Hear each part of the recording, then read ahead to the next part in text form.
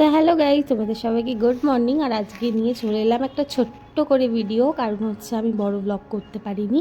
আর যারা তোমরা এখন আমাকে এখানে দেখছো, অতি অবশ্যই কিন্তু একটা সাবস্ক্রাইব করে দিও আর পাশে থাকা বেল আইকনটাকে অল করে দিও। তো এখন হচ্ছে আমি বেরিয়ে পড়বো ছোটো দিদার বাড়িতে। তোমরা সবাই জানো আমার 7 মাসের খাওয়াটা হয়ে গেছে।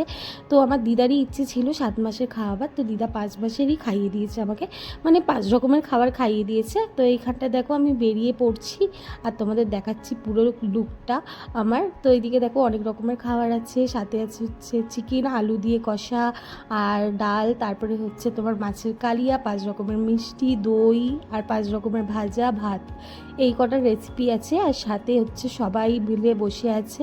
আর এখানে দুব্ব আর প্রদীপও জ্বালানো হয়েছিল আমাকে আশীর্বাদ করার জন্য।